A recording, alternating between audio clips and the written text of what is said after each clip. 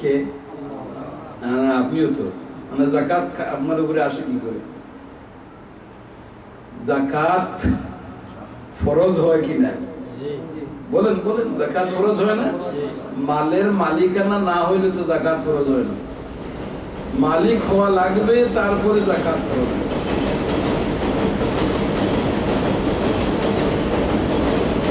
ওই সেম মশলা আগে যেটা বলছিলাম, আগে একটা বিষয় বলছিলাম না জানের ব্যাপারে, মালেরও মালিক আসল মালিক হলেন, কিন্তু আমাকে একটা অথরাইজেশন দেওয়া হয়েছে, একটা অধিকার দেওয়া হয়েছে, এটাকে আমি প্রয়োগ করতে পারি, ব্যবহার করতে পারি, আর্ন করতে পারি, ব্যয় করতে পারি। এই হলো আমার একটা অধিকার, আল্লাহ তাআলা দয়া করে আমাদের দিয়েছে। জুড়ে বলুন আলহামদুলিল্লাহ।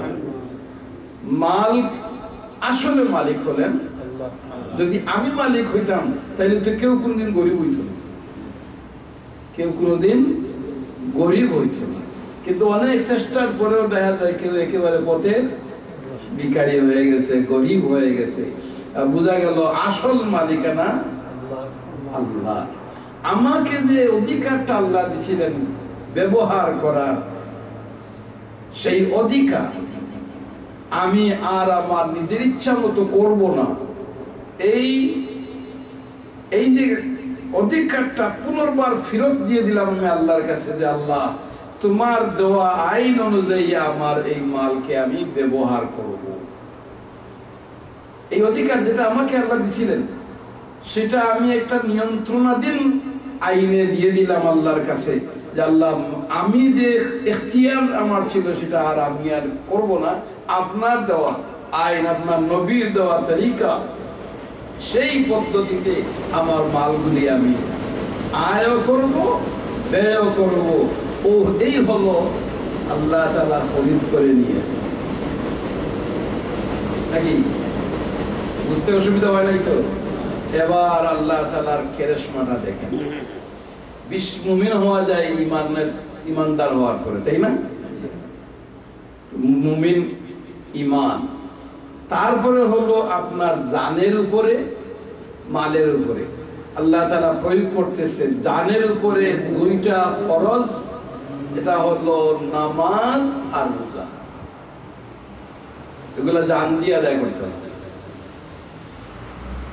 যদি আপনি খুব ধনী হন আর বলেন যে নামাজ পড়ার ঝামেলা, রোজা রাখার ঝামেলা, এর চেয়ে টাকা দিয়ে দিব, আপনি বহুত বড় ধনী মানুষ, টাকা দিয়ে দিব, কি বলেন? কোন মৌলভী সাহেব বলবে নাকি যে আপনার নামাজ আদায় হয়েছে, রোজা আদায় হইবে?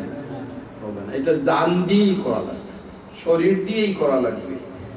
জান আর মাল, এগুলির উপরে আল্লাহ দুই দুই করে 60টা বসাইছে, আর ঈমান হইল আরেকটা। বেস হলো ঈমান, এরপরে আপনার জানের উপরে দুইটা, নামাজ রোজা, আর মালের উপরে দুইটা, হজ আর যাকাত। এই সবগুলি কি আপনি এবার যোগ করলে মোট হইল 60টা নাকি না 6টা? হ্যাঁ, সবাই জুড়ে বলেন না কেন? তাইলে ইসলামের ভিত্তি হলো এখানে ওই 5টা। জানের উপরে দুইটা,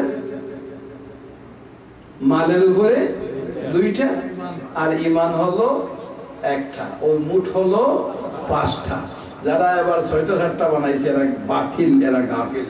এদের সাথে গেলে কোনো ফায়দা হবে না। ইসলামের মৌলিক ভিত্তি যে 5টা, সেই এই আয়াত থেকে বাইর করা গেল। আল্লাহ তাআলা বলতেছেন, শোনো তোমাদের এই জান এবং এই মাল। এবার একটা একটা করে দোয়াজ করা যায়। নামাজ পড়লে কি হয়, রোজা রাখলে কি হয়, যাকাত দিলে কি হয়, হজ করলে কি হয়, এইগুলি সব মুসলমানের জানা আছে ওয়াজ। এইগুলি দুনিয়া এবং আখিরাতকে আপনার দখল করার জন্য, পুরাটা দুনিয়া এবং আখিরাতকে দখল করার জন্য এই 5টা কর্মসূচি আল্লাহ তাআলা দিয়েছেন। কিন্তু এই আয়াতে আল্লাহ বলতেছেন, আমি তোমাদের জান এবং মালকে খরিদ করে নিলাম বিআন্না লাহুমুল জান্নাহ। সবাই জুড়ে বলেন সুবহানাল্লাহ। বিআন্না লাহুমুল জান্নাহ। তুমি এই 4টা যদি দিয়ে দাও আমার কাছে, তাহলে এর বিনিময়ে আমি তোমাকে বেহেশত দান করব। জুড়ে বলেন সুবহানাল্লাহ। বিআন্না লাহুমুল জান্নাহ, এর বিনিময়ে তোমাদেরকে দেওয়া হবে। খরিদ বিক্রি করলে যার কাছ থেকে কিনা খরিদ করা হয় তাকে কিছু দিতে হয় কিনা?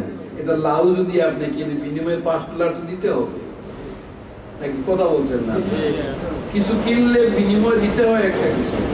আল্লাহ তাআলা যখন কিনে দিলেন আমার জান এবং মাল, এর বিনিময়ে কি দিবেন? যদি বলেন নাকি বেহেশত, বিআন্না লাহুমুল জান্নাহ। এটা কোরআন শরীফের ভাষা, মৌলভী সাহেবের বানানো ভাষা নয়।